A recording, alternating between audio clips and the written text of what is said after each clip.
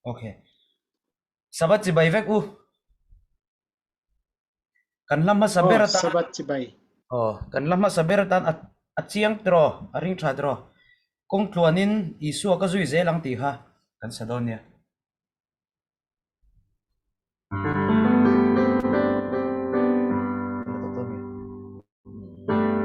Kung tuanin isu ka zui zelang min mangai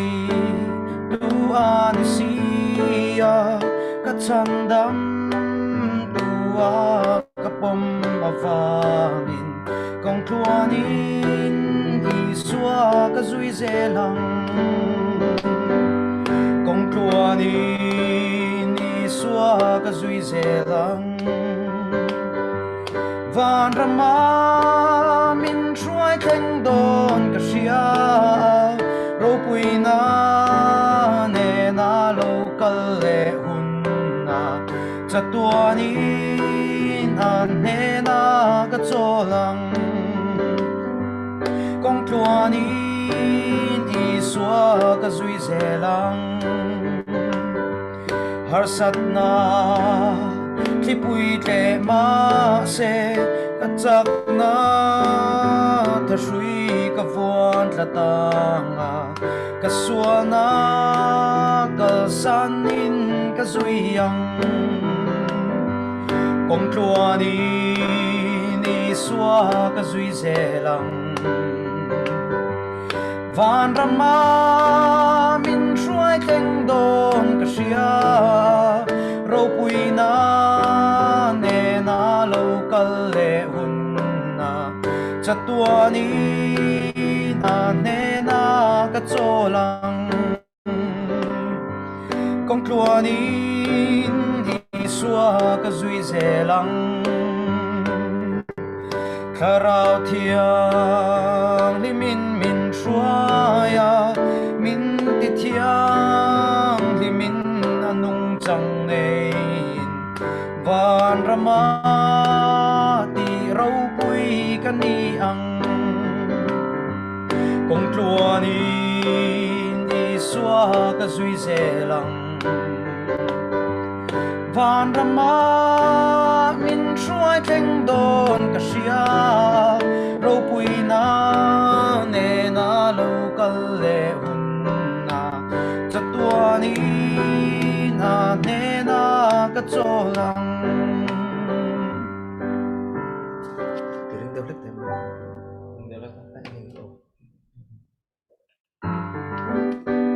la dot letan lal le na zai on kho pui tual nuam ti kha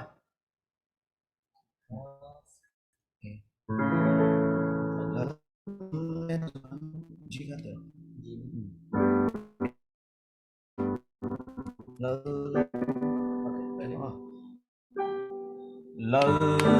le na zai on kho pui tual nuam ka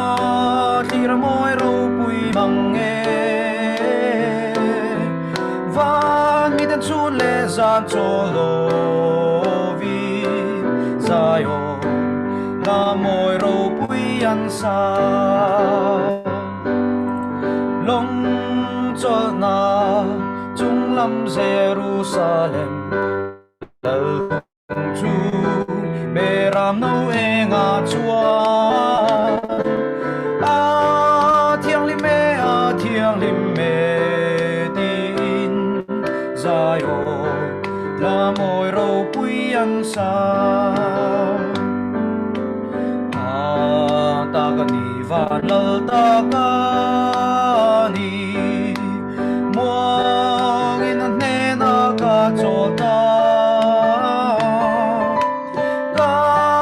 tua po van lal tua man ni a zayo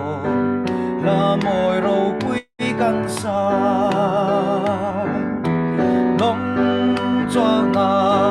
chung lam Jerusalem lal hung chu beram no enga chua a thiang lim me tin zayo la moi ro pui an sa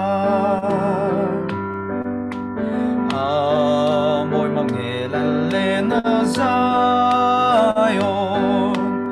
alayanun na tuyalwang ni tlaseng lo beram no lena zayon ko puigan ramani long chol na chung lam Jerusalem lal hung chu beram no renga chua a thiang he a din zayo na moi ro pui ang sa zan hi aralanga chatuanin khuwa warang tikha o si o zan hi aralanga chatuanin khuwa warang ne na puan vasinin lali swa a local done ko thiang lim Jerusalem ma chuan i swa kan te kan cholang na lalkum chu kumin ni ang hin kan eng to ang ni le tha te khian chan nghe chia na te kan hu ang a hun na theng don ta mu hil te an thâu le done ko thiang lim Jerusalem ma chuan i swa tan te kan cholang na lalukun chu kumin ni angin kan en to ang she om le nat na te tram te polo kamase chum zinga i suanen valam hoi in kang leng to an ko thiang lim Jerusalem ma chuan i swa kan te kan cholang na lalkum chu kumin ni angin kan eng to ang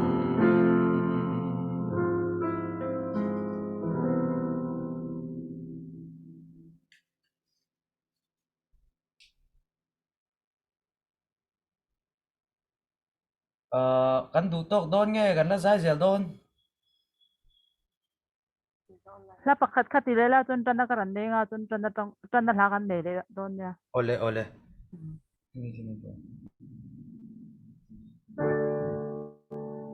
ô van tharau thiang hlim lo leng ang che ti kha o ô van tharau thiang hlim lo leng ang che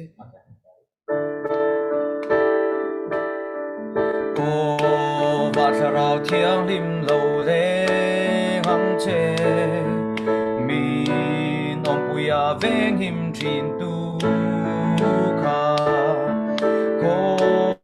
ngai na o hai der trin ma i la swa tui puya kan pil min phal su la va vai le kal bo ta te ne na puan chuak thei lo liam tuar mek te shuai kirin kan ti dam zo si lo kai ni le na har nge ye itel lo chuan van mangai na partla na le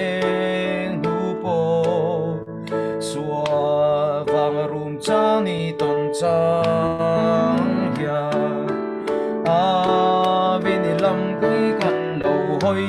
zel don kan lam hoin chak na thar min siam ro vak vai le kal bo ta te ne na puang chuak thei lo liam tuar mek te shuai kirin kan ti dam zo si lo kai ni len har nge itel lo chuan ko shan te hi thok rim thin ma ila nang mani du zo min zir ti ro kong di ke mo kan ti dik lo si rin na mitin min hu fia ti rang che va vai le kal ba te ne na puang chuak thei lo liam tuar mek te shuai kirin kan ti dam zo si lo kai ni len har nge itel lo chuan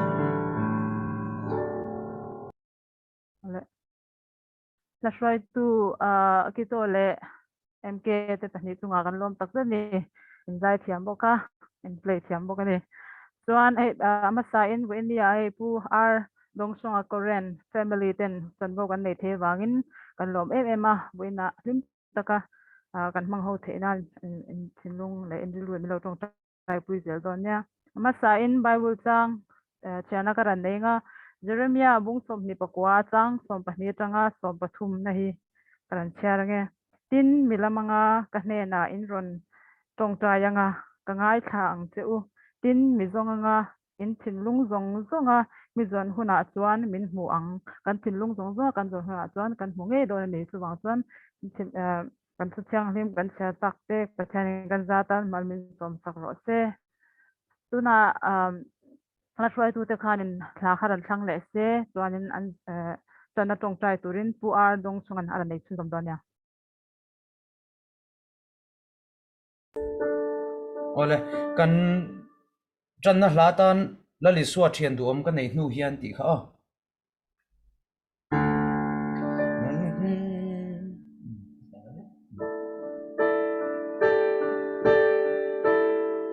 lali suwa thian du om kan nei hnu hian kong ka zim lam ka zo Tanna lo ni ka dora suan na chu ma lo lang a ma se o ne na chu ka ta ni string nun na ral hunin lali suwa mel ka mu a tina fa te kan du chu e ko vel hi bo ma se la lali suwa kan nei to si ka ti trin te ka ti arem to no ka ti ngai lo ka ti atru zo ka tinunga lan la tan ka lo thang ta andu zo ang ma om tan min du shing nun naral hunin lali suwa mel ka bua tina fa te kan tu chu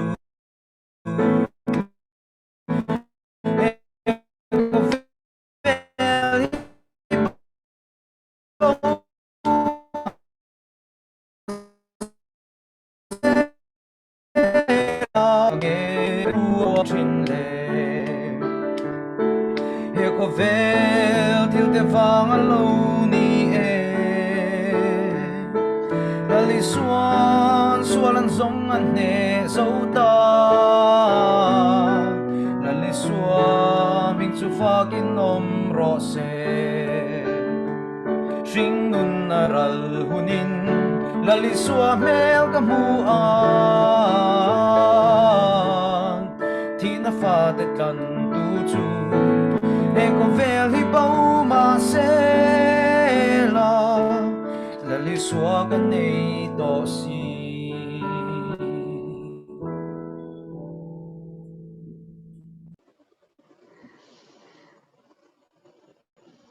Okay,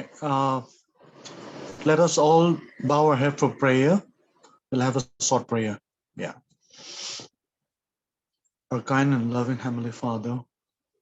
this afternoon we are so thankful to be present and singing to you. And as we sing and praise this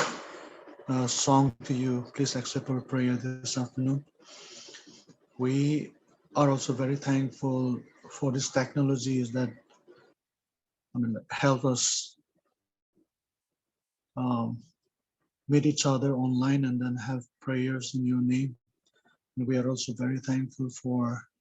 many blessings that thou hast given to us, for the rain, for the clothing, for the shelter, for the food. We are so thankful, Lord, and for the free air that we breathe every day. And we are also thanks so much for the life that you sustain us, for the life that you wash our sin, keeping us free from all the sin through our prayers. At this time, we would like to say thank you very much for the time that we have to bless this time and then give us nourishment out of these prayers and worship. For this short prayer, I mentioned.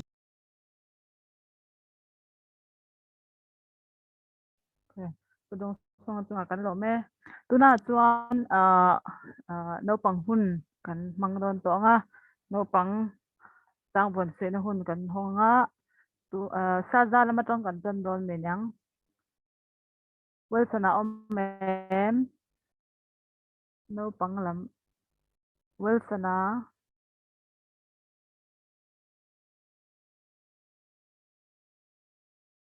ran sai thing em pu Misai. Okay. Cái mình sẽ thấy Kan sa the do not encourage one another. Do not let us encourage one another. Hebrews 10 verse 25. Kalau okay, mẹ kan lo am lu to ke wel sana chuan next free dai te u now and om em free dai and then anom lâu niang okay Susanna the take okay Let us encourage one another. Hebrews 10 verse 25. okay Susanna kan lo am lu to ke tuna next ro pi te u now and ro pi te u now te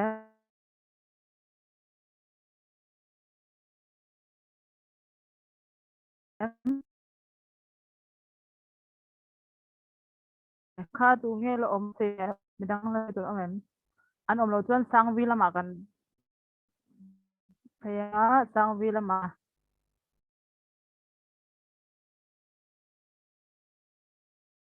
ben na Ruben cũng dùng dựa mình chuyện là ít cái su ở cầu dễ làm dễ chú phiền lên chú chú ben na Ruben thiam tu na sa za pon lam zo ka mi pokimate are om em an om lo an yang an ni hi okay an om lo chun om kan ti ma sa pharang Doris rem chang em rang rong giấc kêu u lấy ba tôi in linh kinh áo la sang sang Emily. Okay, tu nghe mi dang lau pang la sei tur amang o mai te omem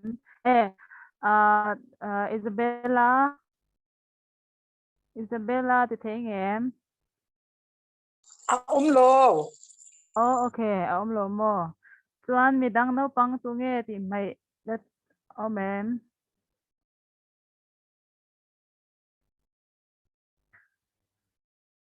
Okay, an to lo ni chuan wen chu no pang an tlem do nia.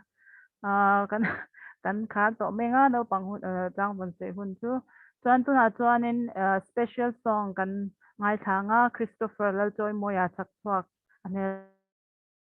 tangin kan ngai thado ni. Kito a.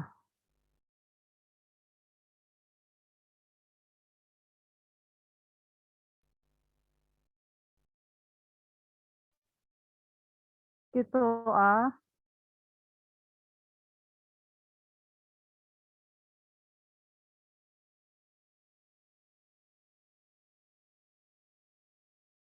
Kito. Okay, ani chuan anakina kan kau le menga ready lo nge mani. Nge network thalo nge. Tuna chuan chu sei toy kan ngai thanga event Lalfakzuala Renthlei pufaka mo ane tangin kan ngai thado ni. Sabbaththangi. Oh, oh, in shit.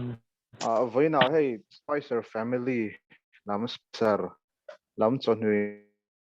Inkhawm, Thusawi, R Donshong Koren Tawi soi min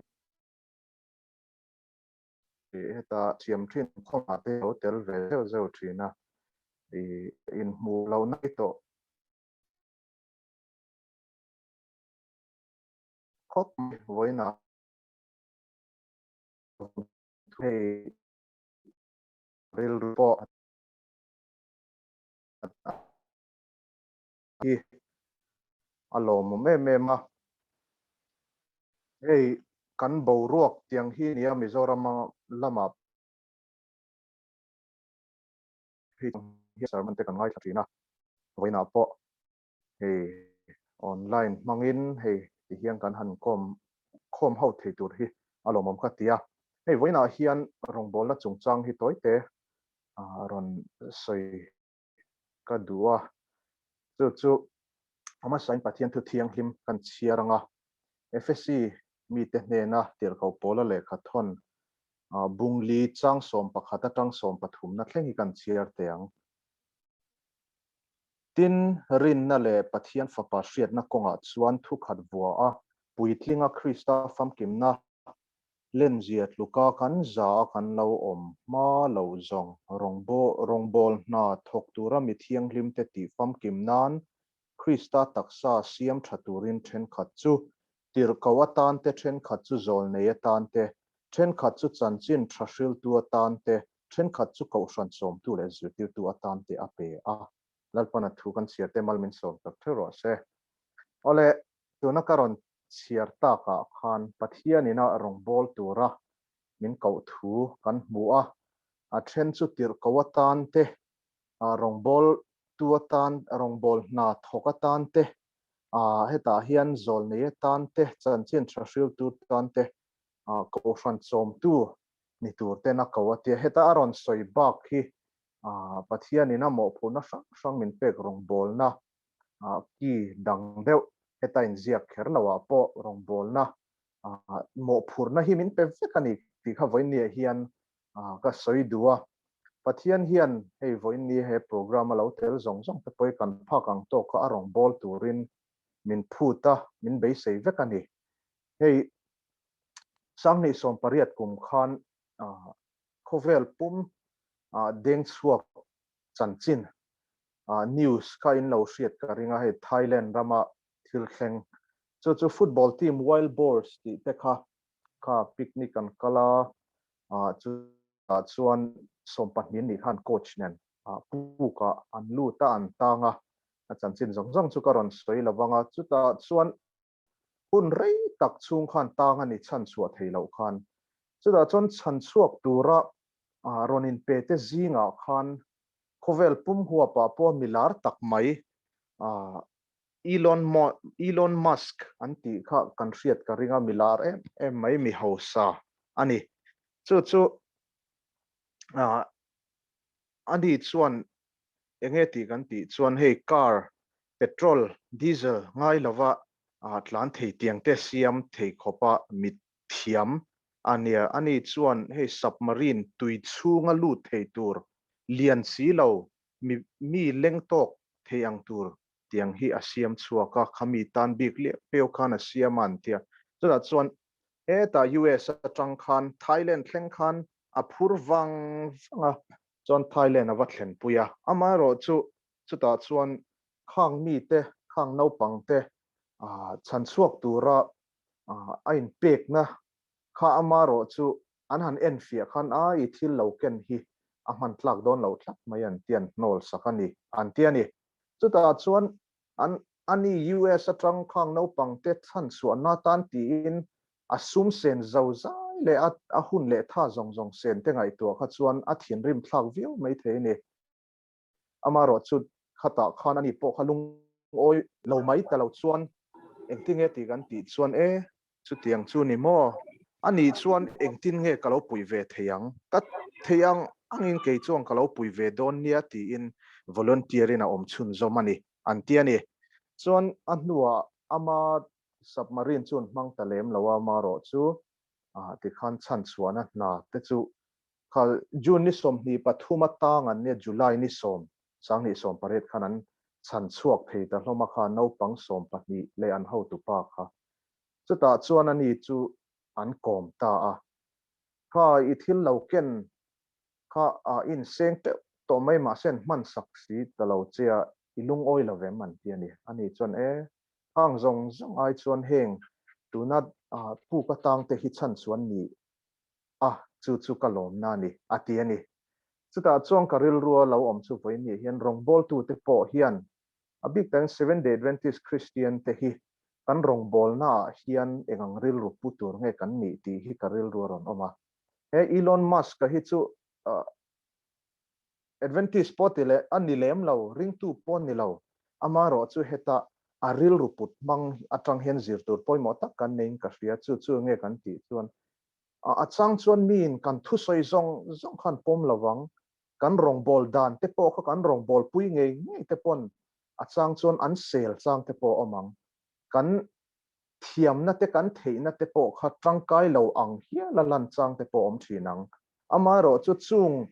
mi na min soi sel emo min pom lo chang po chuan beidong mai lova in pha niama isua po khan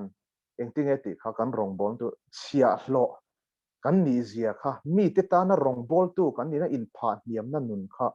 kan nei poimo leng ka ria ani po mi ho saton to niam du chu ni se tinge tin asoi chuak the ni Elon Musk khan amaro chu ani khan ani mo atia ti khan atheyang ang kha sira khan lo a pui theina lai khan lo pui ve mai ni chu wangin kan rong bol na hian ta alang sar emo ta mi te ai thil ti theizok kan ni kher hi ngai lo zia khata khana chiang in ka ria hey Adventist te chu khovel pum puya he chanchin thapuang chuak tur kan ni zia te le chanchin tha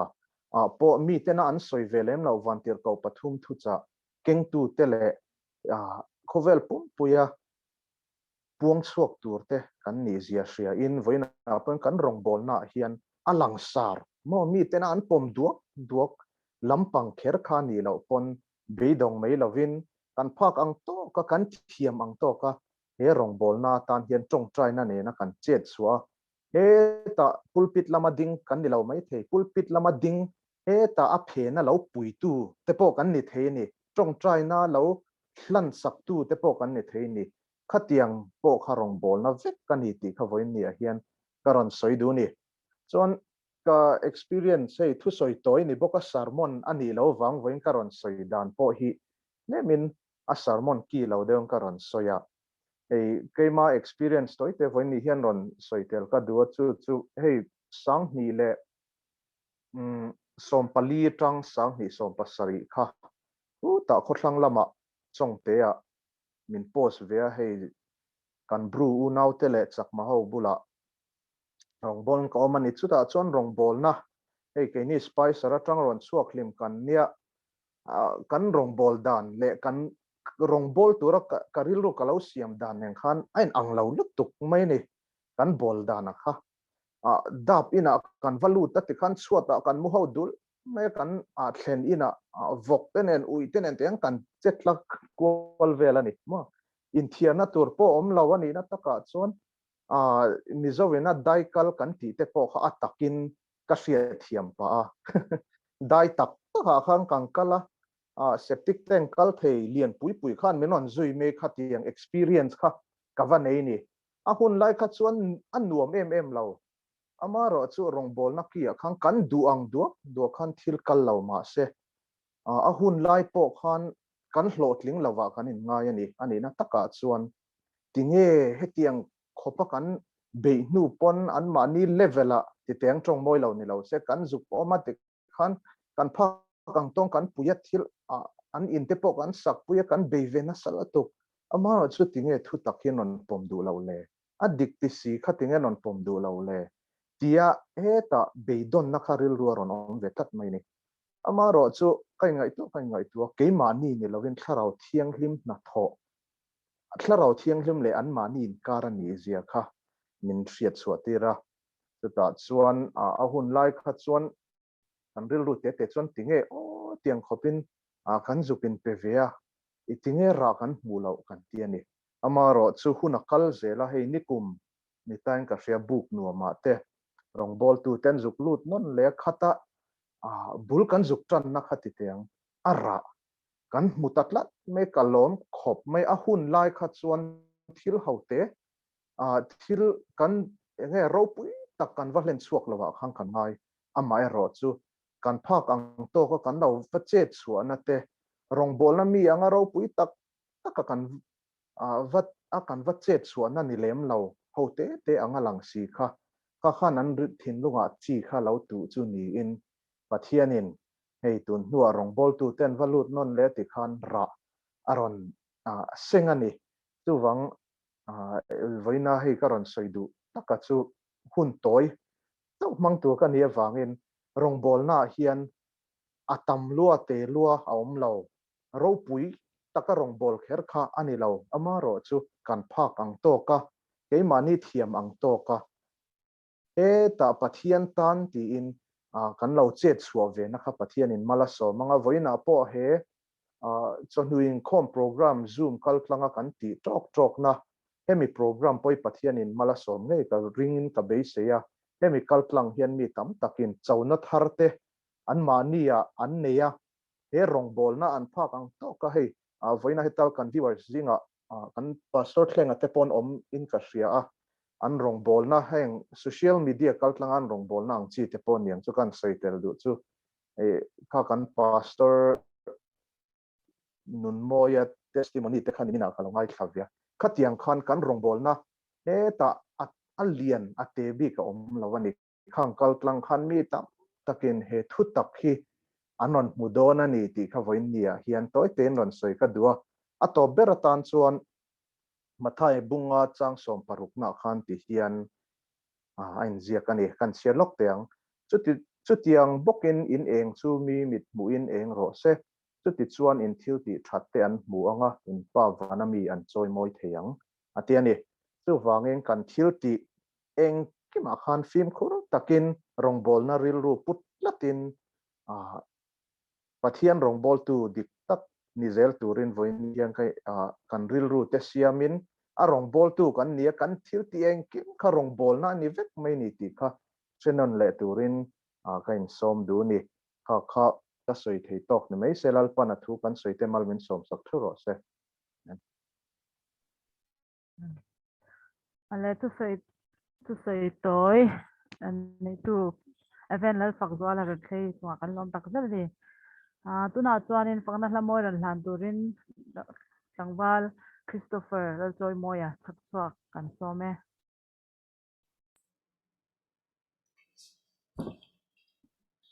Ahla saktur hi isluani ini.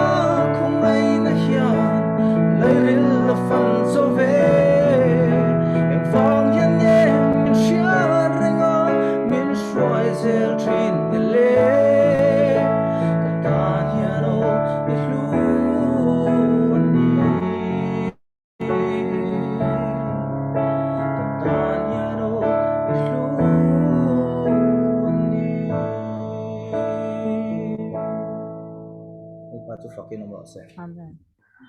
Dongpal Lalchawimawia Tito hi Spicer Adventist University music teacher ani meka sahen athiam tak me ni chunga kan lo me tuna chuan Tawngtai Kaihruai turin Misai kan som halang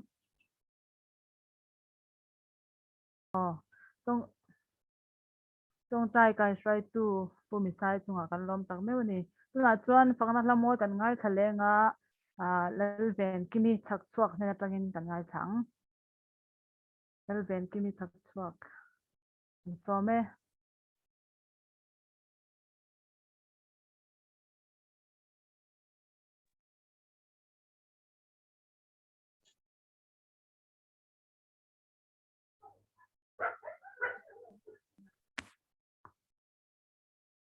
ready mo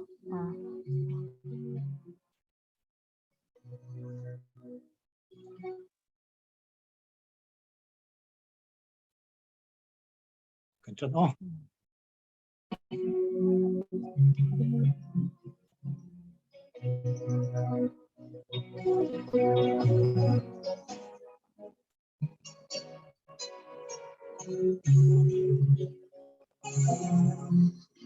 Rồi tôi hiểu về lẽ cha ni mấy anh tôi em kim đăng dòng ai mà thắng tu rồi môi na dòng lâu cái bộ đó lâu azal ba du song mà sa mi anh song anh sẽ tìm đam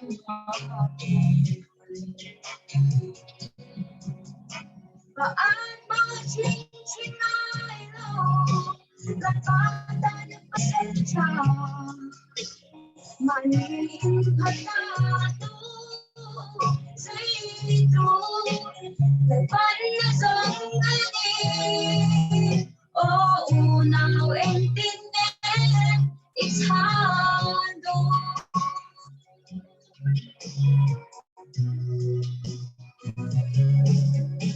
lại xoan duy tu xoan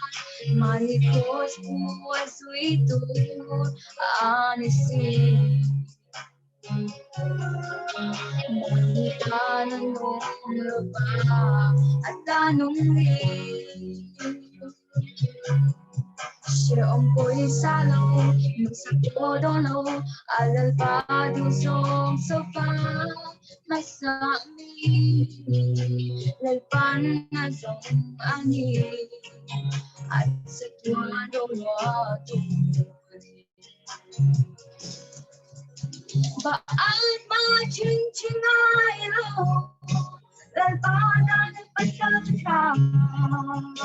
mà nhìn thật ra luôn dây tu lại bắn là giống anh oh nào em tin em it's hard no oh nào em tin em it's hard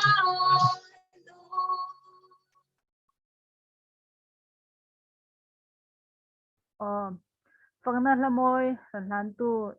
Lalvenkimi Chhakchhuak anena lom thu kan se tak mewa ani kha pumua ka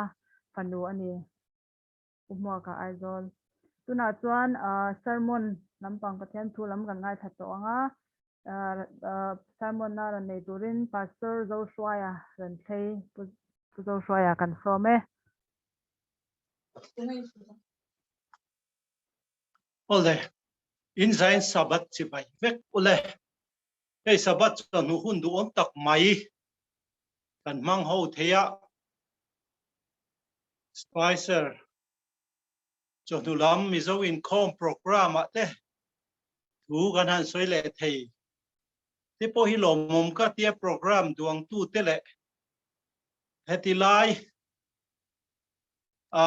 chan vola tu zong zong te chunga lom thu ka soya tin social media te chortang kaya kan lo la tu zong zong te po hein thil ti thatak mai hi lo chun jom zel turin kan som masa chewani ei sermon hun kan tia minute som niemo aya toy poni mai thea hun trei tak man hun chuni lo ti ka hia pathian thu atangin zir ho tur kan nein ka hia chung chu kan zir ho lok dona thu ma trong kam ni khat lek kan nei masange hei tun lai kan kovel te kan han tira rin min bo boy ko mai kha pastor thleng ate chum ko te pon lo covid reng mai kan lo rel lowa heng kan lama po in tin mai mielu chua te tluk mai ni tura ni kan thenom vela po thenom lok ate pon tamai kan 7 advantage chum ko jinga po he khi thalo tak mai hian a bo boy hle chuti rualin kan naute Dr. Biak Ziding ate chung kwa khitilai in puya timayang kapa om ve kapa po nimin pialo ka tang kan han diagnose to kin jing te po kan han muzoka tar thlang phe na tangin kan chan lo ture moti hi kan lo tong ve fo ani ti a hiat theya chu van film kurtlan po ngaya amaro chu pathian tha pathian in kan trong trai na te chang zelang ti ring la chu tiang song chuan in Tawngtai kan in troi om na te ni chin lo ka Tawngtai hun dom tak mai kan mang ho thei Misai te nan hain Kaihruai te po kha lo mom ka ti khop mai ale he hun thatak mai mang tura mi han thil na la rei lu tuk lo na chungin karil ruwa ron riak masa oma khatilaya ngai thatu tamjok te chuan man lai de uru imangen ti mai thei enge ka soyanga englam pang nge kan thu kang o ti ka ngai tu lai takin kum somli kalta dai mai ka bible chang than te zingami graduation weekend program a hun ka chan tuma changkha zako somriat pakhat march tha cholkar ni na nia chuta ka bible chang te po chu kan ngala Spicer College vesper meeting a ka Thusawi chuanin rombung som pani chang khata tanga chang riat aron lang oya amero chu mi chu soi vek katum lova kan taksa hi tharau thiang lim in aniang che in thoi na nung le thiang lim le pali thian lom tlak ni tura in hlan tura chou na hi voina he angai mai ni loin apoi mole zolin ka ria chuta chuanin kan ril ru riak se ka du chu pathian lom tlak in thoi na nung nei turin he covid len lai hianin apoi mole zolin ka ria chuta chuan kan Bible in nga na tura chuanin rombung som pani chang sari le chang ria da kha chuanin rongbol na chanchin long aron soide ngar maya hil poimo pani pathum evangelist Lalfakzuala na ron soi zul suide lekha Bible chang pani kan share non le kheranga hetilai hianin khongai na min pek ang zia zelin thil thon pek rang kan nei thewa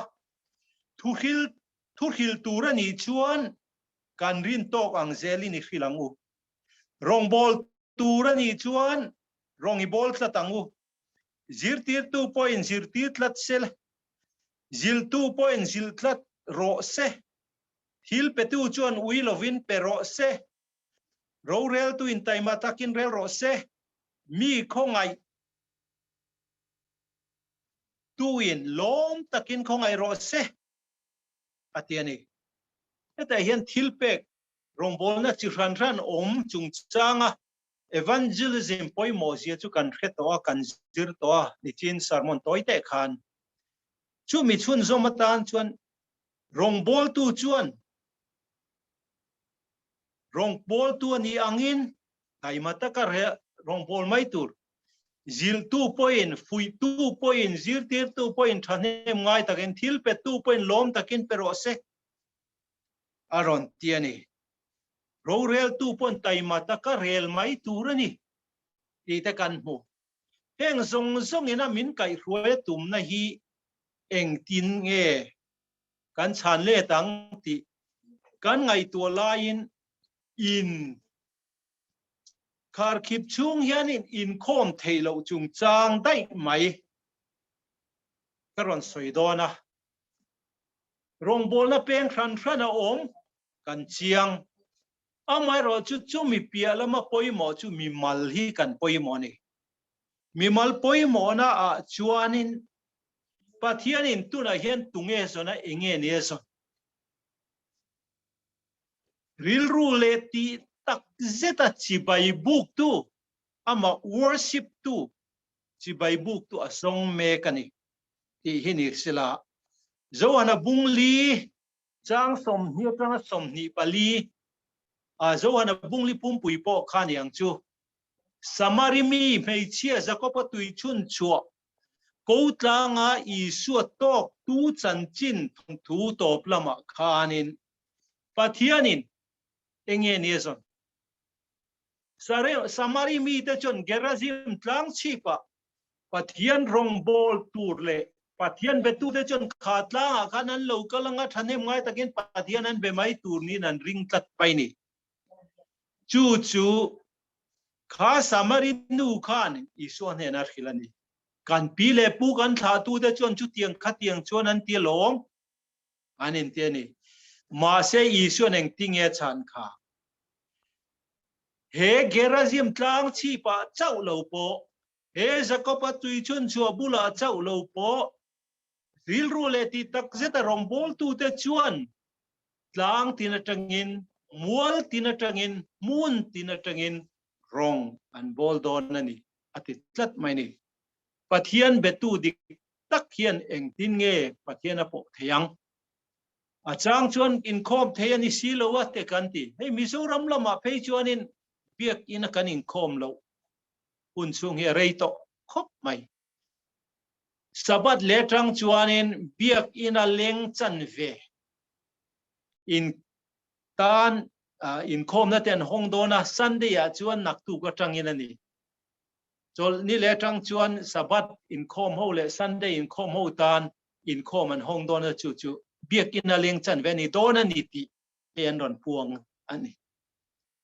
amaro chu pathian biak nei biak in chawani emoti tekan oma achan chu mani khanin hei ke chu pension to ti mai retire kani to pension to kania amaro chu huan chete mai kan nei ve kan huan lama sunday kan zukala chu ta chon kan thenom te chon ria ka sunday se uten nia kar chuan lo ria ka ma se ni chu ram lama chuanin sunday in khom theilo kha chu em nen thila ron phul luai mai ni biak ina ni lo wangin ani chuan an ngai poimo vaklo chu tiang zonga lo ngai dan te kan omam o seven day adventist ringa hian kan lo om them biak in khara ni wanga zalen ta viawa in ngai na te om thengem o ti te po a khiat thea ma se an general conference president tun sabat tun weekend sabat la khiat he dro ole tun weekend sabada a thu more muna khaneng ting sermon minute ya data minute somte ter nei se hikartin chu da chun van tir ko pathum thucha chungchang thua 7 day adventist ko phante in tuai riam na tur chungchang aron soya chu ta host po chuanin van tir ko pathum thucha te kan soifowa amaro chu mi te hiat thiam zong kan soi them enge tum ta hi kan refia them ti ten ron soi ni kan general conference president Ted Wilson howin an ron ti de nok nok ani chu mi atang chuan ka ril ruwa hi on tan pathian in enge ne son ril ru de ti tak zeta amma betu te azong ani ti hi chian ngai rileng kara po pathian kan zongem rileng lo kara po har sat ni te mun kil khora te ma ni chawa kan om hian pathian kan po dan hi engtin nge monile sap thu fing toy te chuanin heti hian asoya you are what you are when you are all alone atiane nang ma chawi yom hian ini na mi zia dik tak chu alange ti tlat mai ni mi te mu lo ke ma ni chawa kan om na din mun hian tunge kan ni enge kan ni sa kho na lama po kan sa kho biak dan kha aphok berani chu kan khiat angaya he samari mei china gerazim tlang a chau mai ti tak zeta pathian betura ngai dan an nu le pa ten yang an tha tu ten an ril ru an lo tlat isuan he na sei khan isuan chu ti huna chuan gerazim tlang a chau lo po mun pina ti tak zeta pathian betu te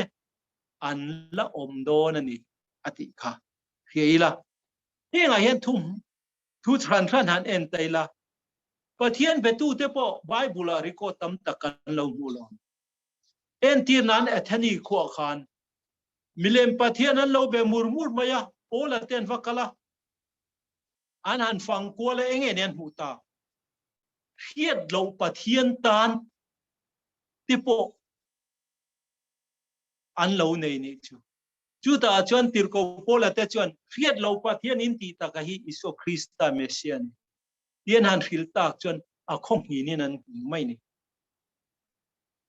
ka Korin tir ko te thil di bung som pasari kan hu khan nge ni ka mi in ril ru le ti tak te zetan zon chuan eng ting ati pathian chu khoya tang mai na hla lo ve tiên soi ta hiala ni chu wangin pathian mina nau tak tak chu a hla lo ma sila biak dane mo biak huna mo biak tura mo hello wa pathian zong tu hi khovela an tamani chu mi te achon mo kan purti kha khepotila Jehovah pathian nung le le van le tu fin le tu na te siam tu pathian sabat nia abik taka ser chunga choi moya pathian beturte ko chok tu turte kan ni tero kha pastoral nun moy chan chin te kan han ria akim chang chon ke chon kala khelawani chin han soi mol molani a sabat servoi khatna chol ni le baptisma chan atung alo momani tero khatiang ignorant worshipper imayang akim changa khe silo pathian zong tu te zinga thu di ang zela engan muang zia zel ron pen chuak tur anoma chu ta chon mo kan pur a chin hi na chuanin ril ru le ti tak zeta zong silo lem changa pathian betu kan zinga hen om thei mai ni chumi te chu engeni pathian an ba bia ka po pathian kha an du zonga kai her the in ngai tatte an du zong pathian va chan tir tum te an om tatlat mai ni khatiang mi kha khovela an oma kan zinga poin an lo om the ke ni zinga poin kan om mai chu wangin pathian nena in petak tak silo rual polnan mi te enge rundal ang leka pathian betu anga valan moi tum na pathian betu te chuan fia na huna chuan bukini o mai tling talo ti kan chan vo ni mai don chu wa ti tak zeta pathian betu khovela hen kan mamo khop pai apa thum na chuan hypocritic emo deceptive worshipper kan tianga chumi te chungeni lem chang ngoi rong bol tu pathian betu te ni mi in a comment hatak min pek don lo chuan zuai le mai kan thu soi ngai thatu mo an om lo be dong mai emo mi in min mu lo chuan tong trai lo mai mi in min mu lo chuan bible share lo mai a mai ro chu mi anom chuan khom pui ni khwa bible thaber zak je choka anal theyang bera in chei choka khathiang kha lem chang ngoi kha om theini rilu khau po ni lo chu 7 adventist zinga polo om thea tun covid hun chung dei fia na hun thata kan itlat mai ni mani chu dor pakhata kan lu joka 7 day dor ania thil lei turan ne anga dora in hong zeu thina kan tia ma se kan be sei lo de thil kan hungen an tong trai hun an lo mi ti an tong trai hun ala zo lo ni anti rong bol tu pon ni lo ko than upa pon ni lo ni se zinga le tai hun be nei takin an chen om te zong song khetin chung ko in khom na le tong trai nan lo nei tlat mai ni a ro pui kati mo lem chang an ni lo hypocrites an ti wanga lem chang amoi hoi chawa pathian betu chu ni lo ni in ka ma se an thenom ten an trong trai hu ne yang an la zo lo niang tuk dang le kan kalpel le an awa ron chang lo lo anun kan trong trai lak lo a lo ti le than mai jing daru ka chu wangin pathian betu tak tak zon na huna kan oma fin kan mek ani tin a ming maya pathian betu hi tunlaya kan tamem o kati vain worshipper double standard worshipper mo chu eng ange ning o kati tri ami hetilama po lum silo vot silo ten nitero a heta po apoi chuang lo sota po poi chuang lo a mi tam lama piang emo thu soi thiam om na piang khati song emo a an ko khran hi an ti tha a limom dewa hetilama hian mole real rubul fuk nei lo double standard kan tiang lem chang rau ro a pu khatieng kha om le thei chat mani ke ni hian a om them o thoga la chu training kan ne ya division of stewardship director training kan ne so na lo lu chat mai chu zo na chuan engi thil poi mo takan soi ni kan tholom chung changa te po thu soi tu ril ru thu soi tu in ril ru khoi viau chon tholom atam dewa thu soi tu in ril ru khoi wang lo chon tholom atlem de ti ang chi te thilom thei alo ni tlat mai nen tian ani ve kan pathian bia ke danglam ngai lowa kan danglam thina khatilai kan ma kan mu kan mi khing puite kan mu khanin kan pathian biak na khanin kan sa khwana mo pathian en kan in lai chi na ati danglam them o thren kha chon he mi wang khim khimen biak ina ka kal lo chu mi chon thua soi don chon ka in khom lo emo chu mi in thua soi vai chon ka chu ka in khom nge ka mi don bia lo ma se pathian betu tak takin chu ting chon an tiang em o kan ril ru kan ti ngai he khi pui leng po hian poina hian ke ni zirlai min pethen pathian betu tak tak kan ni chon ma ani pin dana po ma ani sitting room po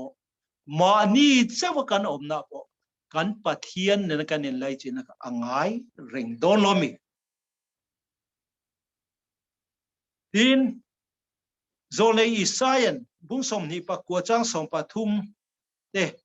mathai bung som panga chang sari tanga chang kwa po khat aron soina na chu tiang pathian betu te chung ani an ni chu nen ti ati kha an mui chawin an lei chawin min choi moi thin ati chat mai ni chu iso hun lai po khan iso na ko tani tero ma se bil ru le ti tak zeta pathian betu te pathian ina zong mek ani chu ni si chuan nang le ke hi eng tin e pathian betu tak kan ni thiang tin han khar chho katum don ani lalpa pathian betu ril ru te ti tak zeta betu gerazim tlang chi pa lo po pathian ti tak zeta betu kan ni theidan tur chu hetiang hi ni don lomi biak in nemo biak in lo po pathian ne na ka in lai chin le pathian ne na ka in la na chu angai reng don lomi ring tu dik pathian betu kan dik kan I chuan ani lo le ka thom no in cheina te mo biakena musical instrument a that le that lo te thut kheng anom le nom lo ten ko ri tu viewem musical instrument a thalo sound system a thalo an biak in thut kheng a ri a rusi chu chuan dang lam na min siam sak don em chung chuan min la siam sak the ni si chuan pathian betu dik ta kala ni lo deu ani mai lo mo chuta chuan karil ru ka siam ngai tlat mai ni mitam takenan sound system a chachen ninom sabat dress thapo ka nei si lo mian in cheik nal si mo thian ka nei si lo ma se pathian biak tu di tak te chuan chu tiang mai khovelina a supply te til pathian en khovelina pek thei til anin kan lo ni ti rein pathian betu dik tak ni apoi mo khopang dina dang le chuanin pathian betu dik tak kan i don chuanin ril ru kan bot sem o zol nei chuan eng ting elo ti sabat thataka sertu chuan niruk chung thataka na thongai chu poi mo te ro chu tiang chia chuanin pathian betu dik tak ni tur chuan sabat mai tok lo ni tin hun tina pathian lam hoi zo nga ril ru lentir ril ru le ti tak zeta betu ne zo ani si chuan kan ril ru kan thin lung kan ngai to na pathian lama hoi tir lovin pathian kan po do na mani le chu wang ril ru le ti tak zet ti hian engeni hil pathuma kok tiro kan ril ru kan tia kan ngai tu na kan chet zia chung pathum chuanin pathian lama min Kaihruai sela pathian bia betu dik tak kan ni theidon ni Octoberber chuan pathian kan bia ka hi he khovelina pathian tian ko khinilo leite vante tui fin riate tui na te siam tu nang le ke om lo atanga oma min din chuak tu pathian ani ti riat tan de na vapo ngai thlat mai ni niam chiang om san lai om dul lai om ani ama de chu mikal pel chuan kan pathian chu eng pathian nge ni dang lam pe ngai lo pathian ni mi hring kan dang lam sigle sa dang lama mi hring su khe ka dang lam kan pathian chu angai rengani mi then khat chuan pathian ni kan lama tangi pathian min kal san tam ngani le te kan lo ti palang ti khaw pathian in tu ma kal san lo pathian kal san mo in ti tu piang chu pathian an lo ran sana pathian an lo nai tok lo ti na ne pathian chu anai renga eng ti nge ti kha ti ro te thil ti bung som pasari ve ka khan a zong tu te tan chuan khoya tang ma in ram ri le chen na munin adai dang lo pathian chu azong tu te tan chuan khoya tang point au e pha kani chu wangin unau du tak teu he kan hun toy te man ho poi mo taka hian pathian in engezon ril ru le ti tak zeta ama zong tu ama betu true worshipper azong mek ani nang le ke hi kan ni vem o nang le ke hi kan ni theya nang le ke hi ni tura adu te chu kan ni chu wang chon vartir ko pakhat na thu cha khan eng tinga de kha leile van le tui fin le tui na siam tu chu chi bai book ro leile van le tui na le tui fin riat le tui na te siam tu pathian chu chi bai book ro wa te ni chu chi bai book tu chu foi hian kan nia pathian thu pek te soma I suat riat ti na thu pom tu Seventh Adventist Christian kan ni na hi atakan nun pui thei turin kan zain pathianin min vengin min om pui theu ro se pathianin kan thu soimal som bo se Amen. pathian tu cha thatak kan sei tu pastor Zohruaia Renthlei chunga kan lom tak zara ni tuna chuan a to lam kan thei tonga faknan la moi ran hlan turin Remruatkimi Chhakchhuak kan some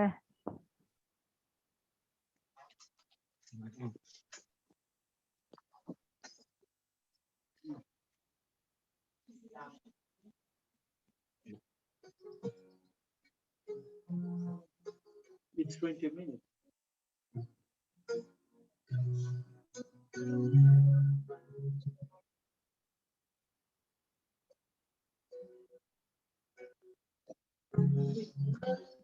Isu imingkan pagsela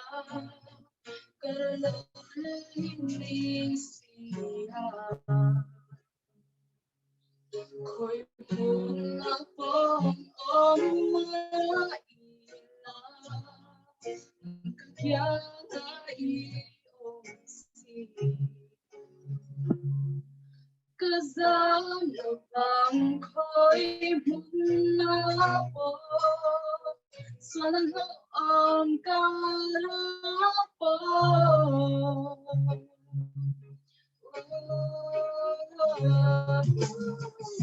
Itagania oh Jesus Kalalinia oh Jesus Koi manaba Pagzete kanwai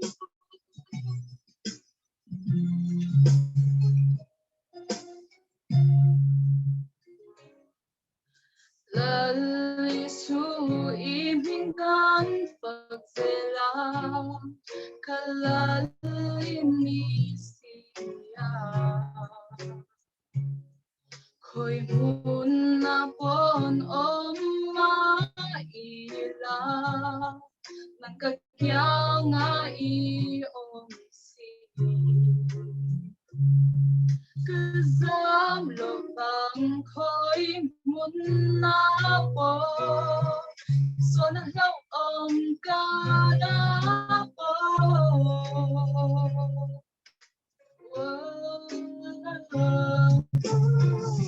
Itaganie oh Jesus Kalalinia oh Jesus Koi manabo Pagzayo tekanwa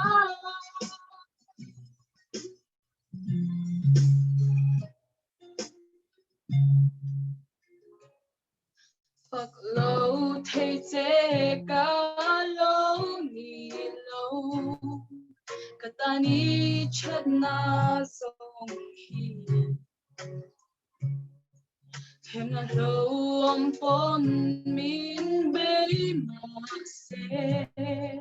Kain hum himna ini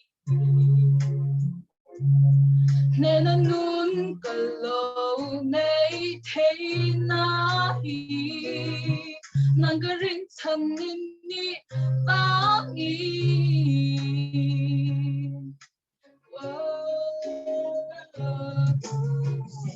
Itaganie oh Jesus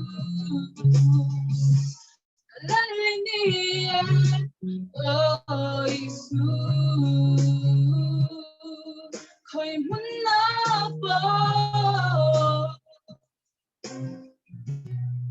Pagzete kanwa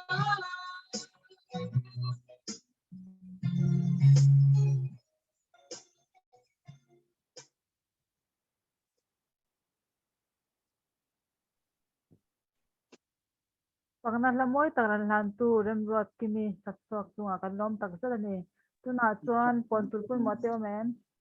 business a om lo ni chuan banna Tawngtai na ne sakturin pastor Zohruaia kan som hale Itong tang olal pa kan pathian kan pa vanami nang pathian nung le kim ti theini kan dam chung ni te min share pui thina isaban ni chol ni duom tak te min man pui hei tlai lam hun kan mang le a kan program abula tanga to thenga min Kaihruai pui le ni ming fak chunga I thu thiang lima tanga in Kaihruai na te kan nei thewan kan lo me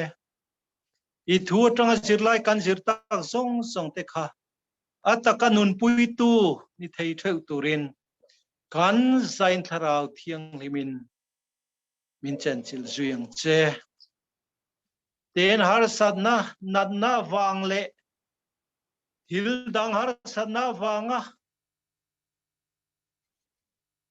an nun reom takamang tu te tam takano mang ti kan ring voina hian abik takin Tawngtai ya kan riat kan ron hlan tak te po kha nangin om puin mal som la damnat mamoten damnat thazok anchana rin na mason tur nei te poina thatak le om zinei takama kan son theu theina turin nangin min om pui suila hei kar thar te kan chuang kai le mai dona I Kaihruai na in kan kar thar man tu the hun dang song aya kar du om le lim om ni sela nang ne na kan in nai na le iming fak le choi moi thea ilam kan nai na kar ani theina turin kan satan mal somang che tin Spicer College le che vela irong bol tu te zirlai training lalai mek tele college le che vela na thok tu zong song te po nang enom puin dam na hrisel na pe in mitam tak te ikebula ruai tu ani theina turin an rong bol na theu nangin mal somin an phak to kan pen chu na theu nangin mal som che nang kan he na omla